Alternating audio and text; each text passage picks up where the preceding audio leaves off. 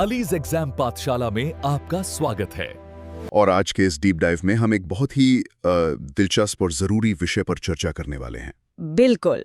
तो आज का हमारा विषय है मानवाधिकार, यानी ह्यूमन राइट्स। हाँ, और ये एक ऐसा टॉपिक है जिसे अक्सर लोग बहुत भारी भरकम कानूनी भाषा में समझते हैं। सही कहा। तो चलिए इस पूरे विषय की परतों को एक एक करके खोलते हैं। तो स्लाइड 2 और 3 के हिसाब से हम एकदम बुनियादी बात से शुरू करते हैं। मेरा पहला एमसीक्यू सवाल ये रहा, मानवाधिकार आखिर है क्या? अरे मैं इसे आसान भाषा में कहूँ तो इसका जवाब है कि ये मौलिक अधिकारों का वह समूह है जो हर व्यक्ति को जन्म से प्राप्त है। मतलब ये किसी सरकार का दिया हुआ गिफ्ट नहीं है? बिल्कुल नहीं, ये किसी राजा या सरकार का उपहार नहीं है। आप एक इंसान के रूप में पैदा हुए हैं, बस इसीलिए आप इन अधिकारों के हकदार हैं। क्या बात है। तो इसी से जुड़ा मेरा दूसरा एमसीक्यू है, क्या इन अधिकारों को देने में जाति, धर्म या लिंग के आधार पर कोई भेदभाव हो सकता है? अरे बिल्कुल नहीं, इंसान होने के नाते ये सब पर समान रूप से लागू होते हैं, इसमें कोई भेदभाव नहीं हो सकता। सही है।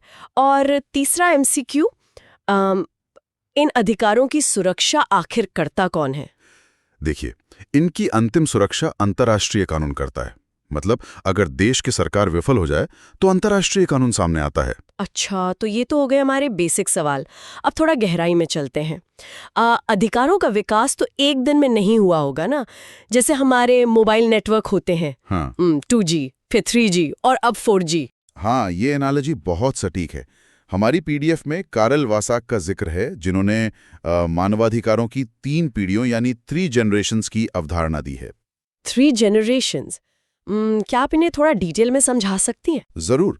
तो जो पहली पीढ़ी है, जिसे नीले रंग से भी दर्शाते हैं, वो है नागरिक और राजनीतिक अधिकार। मतलब जैसे वोट देना या बोलने की आज़ादी। हाँ, एकदम सही। मतलब सरकार आपके निजी मामलों में दखल नहीं देगी, लेकिन सिर्फ बोलने की आज़ादी से तो पेट नहीं भरता ना। बिल्कुल नहीं, भूखे पेट इंसान क्या ही आज़ादी महसूस करेगा। बस यहीं से दूसरी पीढ़ी आती है, जिसे नारंगी रंग दिया गया है।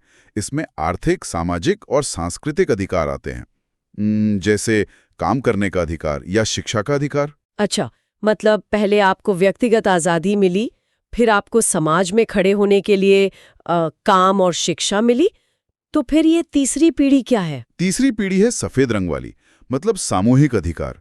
ये किसी एक इंसान के लिए नहीं, बल्कि पूरे समाज के लिए होते हैं। अरे वाह, इसका कोई उदाहरण? जैसे स्वच्छ पर्यावरण का अधिकार या शांति का अधिकार। अब हवा तो सबके लिए है ना। हाँ, ये तो है। मतलब बात व्यक्ति से शुरू होकर पूरे समाज तक पहुंच गई। क्या बात है। चलिए अब वैश्विक मंच पर चलते हैं। स्लाइड 4 और 5 के मुताबिक इन अधिकारों को पहली बार अंतर्राष्ट्रीय स्तर पर कब लिखा गया था? तो ये तारीख बहुत ऐतिहासिक है, 10 दिसंबर 1948। इस दिन यूडीएचआर यानी मानव अधिकारों की सार्वभौम घोषणा को अपनाया गया था। 10 दिसंबर, इसीलिए 10 दिसंबर को विश्व मानवाधिकार दिवस मनाया जाता है ना? बिल्कुल, इसे मानव अधिकारों का मैग्ना कार्टा भी कहा जाता है। और संयुक्त राष्ट्र महासभा के तीसरे सत्र में 48 सदस्यों ने इसके पक्ष में वोट किया था। 48 सदस्यों ने? अच्छा, पीडीएफ में लिखा है कि ये दुनिया का सबसे ज्यादा भाषाओं में अनुवादित दस्तावेज है। सच में? हाँ, ये 577 से भी ज्यादा भाषाओं में ट्रांसलेट हो चुका है। 577 भाषाएं। अच्छा, इस ड्राफ्ट को बनाने वालों में इलेनोर रूजवेल्ट और जॉन पीटर हम्फ्रे का नाम है, लेकिन मुझे यहाँ भारत का भी एक बहुत ही गर्व करने वाला पॉइंट दिख रहा है। जी, हंसा मेहता का नाम। उनका योगदान सच में बहुत बड़ा है। हाँ, मैंने पढ़ा कि ड्राफ्ट में पहले लिखा था all men are born free and equal. सोचिए अगर ये ऐसा ही रह जाता तो आधी आबादी तो वैसे ही बाहर हो जाती। हंसा मेहता ने इसका कड़ा विरोध किया और फिर उन्होंने इसे बदलवाकर ऑल ह्यूमन बीइंग्स करवाया। बिल्कुल, महिलाओं की समानता सुनिश्चित करने में उनका एक कदम बहुत ही ऐतिहासिक था। सही बात है। अच्छा, इसी में एक और फैक्ट है कि 1968 में पहला अंतर्राष्ट्रीय मानवाधिकार सम्मेलन हुआ था। वो तेहरान में हुआ था, जो ईरान में है। हाँ, ये फैक्ट एग्जाम्स में कई बार पूछा जाता है। अब अधिकारों की बात हो गई, नियमों की बात हो गई, लेकिन स्लाइड 6 पर एक एनजीओ का जिक्र है, एमनेस्टी इंटरनेशनल। ये क्या करता है? एमनेस्टी इंटरनेशनल की स्थापना जुलाई 1961 में पीटर बेंसन ने की थी। इसका मुख्यालय लंदन में है। और इसका लोगो बड़ा अजीब सा है, कांटेदार तारों के बीच एक मोमबत्ती। वो अजीब नहीं है बल्कि बहुत गहरा है। कांटेदार तार उन जेलों और यातनाओं को दिखाते हैं जो राजनीतिक कैदियों को दी जाती हैं, और मोमबत्ती उम्मीद है। अच्छा, मतलब इनका वो नारा है ना कि अंधेरे को कोसने की बजाय एक मोमबत्ती जला दो। बिल्कुल। ये संस्था उन लोगों की रिहाई के लिए काम करती है जिन्हें बिना वजह जेल में डाला गया हो। ठीक है, तो ये तो हो गई अंतर्राष्ट्रीय बातें। अब स्लाइड 7 और 8 पर आते हैं। भाई, भारत में जमीनी स्तर पर क्या हो रहा है? ये NHRC क्या बला है? NHRC मतलब राष्ट्रीय मानवाधिकार आयोग। भारत में 12 अक्टूबर 1993 को मानवाधिकार संरक्षण अधिनियम के तहत इसकी स्थापना हुई थी। 1993 में, और ये एक संविधिक निकाय यानी स्टैट्यूटरी बॉडी है। हाँ, क्योंकि इसे संसद ने कानून पास करके बनाया है। ये संविधान में पहले से नहीं था। समझ गया। और इसका मोटो तो बहुत ही शानदार है, सर्वे भवन्तु सुखिना, मतलब सभी सुखी हो। जी। इसके पहले अध्यक्ष न्यायमूर्ति रंगनाथ मिश्रा थे और वर्तमान में वी राम सुब्रमण्यम है। लेकिन यहाँ एक फैक्ट है जो थोड़ा हैरान करता है। आज तक कोई महिला इसकी अध्यक्ष नहीं बनी है। हाँ, ये सच में व्यवस्था की एक बड़ी कमी को दर्शाता है। और PDF में एक बहुत ही फेमस केस का जिक्र है, DK बसु बनाम पश्चिम बंगाल सरकार। ये क्या था? ये पुलिस हिरासत यानी लॉकअप में होने वाली मौतों और मानवाधिकारों के हनन को रोकने के लिए एक ऐतिहासिक केस था। अच्छा, मतलब पुलिस थानों में भी अधिकारों की रक्षा के लिए।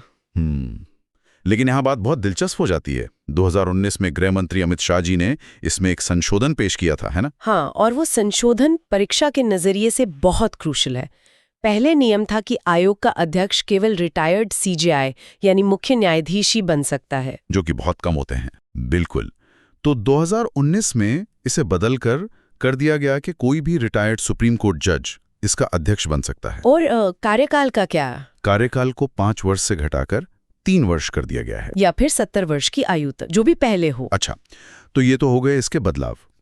अब स्लाइड 9, 10 और 11 पर आते हैं, जो कि इसकी संरचना के बारे में है। 13 सदस्यों वाली बात थोड़ी कंफ्यूजिंग लगती है मुझे। इसे हम 1+5+7 के फॉर्मूले से समझते हैं। हाँ, प्लीज इसको डिकोड करिए। तो 1 हो गए अध्यक्ष, फिर आते हैं 5 मुख्य सदस्य। इन 5 में से 2 न्यायिक सदस्य होते हैं और बचे हुए 3 मानवाधिकार विशेषज्ञ होते हैं। और इन 3 विशेषज्ञों में कम से कम एक महिला का होना जरूरी है ना? जी बिल्कुल, अनिवार्य है। तो एक अध्यक्ष और 5 सदस्य, मतलब 6 लोग हो गए।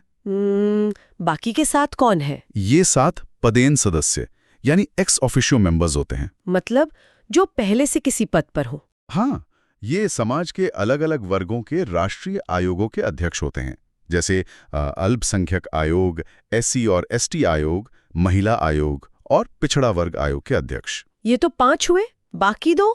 बाकी 2 हैं विकलांग व्यक्तियों के अधिकारों के मुख्य आयुक्त और राष्ट्रीय बाल अधिकार संरक्षण आयोग के प्रमुख। अरे वाह! अगर हम इसे व्यापक नजरिए से देखें तो समाज के हर कमजोर वर्ग को इस आयोग में बैठाया गया है ताकि कोई भी फैसला एक तरफा ना हो। बिल्कुल सही। ये बहुत ही समावेशी ढांचा है। लेकिन इनको नियुक्त कौन करता है? नियुक्ति समिति भी तो है कोई? हाँ, एक 6 सदस्यों वाली समिति होती है जिसके अध्यक्ष प्रधानमंत्री होते हैं। ये समिति राष्ट्रपति को नाम सुझाती है। और दोस्तों, यहाँ PDF में एक बहुत ही खास वार्निंग है। इस समिति में प्रधानमंत्री, गृह मंत्री, लोकसभा अध्यक्ष, लोकसभा में विपक्ष का नेता और राज्यसभा में विपक्ष का नेता होता है। लेकिन जो छठा सदस्य है वो राज्यसभा का सभापति नहीं होता। जी हाँ, उपराष्ट्रपति इसमें शामिल नहीं होते क्योंकि वो प्रधानमंत्री से भी ऊंचे पद पर हैं। बिल्कुल, इसमें राज्यसभा के उपसभापति शामिल होते हैं। ये एग्जाम के लिए बहुत बड़ा पॉइंट है। एकदम सही। और अगर किसी सदस्य को हटाना हो तो उसका अधिकार केवल राष्ट्रपति के पास है, वो भी सुप्रीम कोर्ट के जज द्वारा जांच के बाद। इतना लंबा प्रोसेस? हाँ, ताकि सदस्य बिना किसी डर के काम कर सकें। लेकिन एक आलोचना भी तो होती है कि ये आयोग केवल एक बिना दांत का शेर है। देखिए, ऐसा इसलिए कहा जाता है क्योंकि आयोग सीधे तौर पर किसी को सजा नहीं दे सकता। वो केवल मानवाधिकार उल्लंघन की जांच कर सकता है, जेलों का दौरा कर सकता है। तो मतलब मुआवजा भी नहीं दे सकता? सीधे खुद नहीं दे सकता, लेकिन सरकार को मुआवजे की सिफारिश जरूर कर सकता है। और सरकार को वो सिफारिश संसद में बतानी पड़ती है ना? बिल्कुल। आयोग को अपनी रिपोर्ट संसद में पेश करनी होती है। तो एक तरह से ये सरकार पर बहुत बड़ा नैतिक दबाव बनाता है। तो मतलब शेर के दांत चाहे ना हो पर उसकी दहाड़ में बहुत दम है। हाँ, बिल्कुल ऐसा ही कह सकते हैं। तो आज हमने बहुत सी बातें क्लियर की, बुनियादी सिद्धांतों से लेकर 1948 का यूडीएचआर, एमनेस्टी इंटरनेशनल का काम और भारत के एनएचआरसी का पूरा स्ट्रक्चर। और 2019 के जो संशोधन थे वो भी हमने डिटेल में समझे। हाँ, मानवाधिकार केवल कागज की बातें नहीं है, ये हमारे सिस्टम का हिस्सा है। लेकिन जाते जाते क्या कोई ऐसा सवाल है जो हम सुनने वालों के लिए छोड़ सकते हैं? एक बहुत ही विचारोत्तेजक सवाल है मेरे पास। आज हमने 3 पीढ़ियों की बात की, लेकिन आज हम डिजिटल युग में हैं, जहां हमारा डेटा, हमारी प्राइवेसी हर दिन दांव पर है। सही कह रही हैं आप। तो क्या बहुत जल्द हमें मानवाधिकारों की चौथी पीढ़ी यानी डिजिटल राइट्स की सख्त जरूरत पड़ने वाली है? और क्या हमारे वर्तमान कानून उस अदृश्य डिजिटल जेल से हमें बचा पाएंगे? सच में ये सोचने वाली बात है। क्या हमारा डिजिटल वजूद ही सब कुछ बन जाएगा? इस पे जरूर विचार कीजिएगा। तो चलिए दोस्तों, इसी के साथ हम आज का ये डीप डाइव यहीं खत्म करते हैं। बिल्कुल। अपने अधिकारों को जानिए और हमेशा जागरूक रहिए। जय हिंद, जय भारत।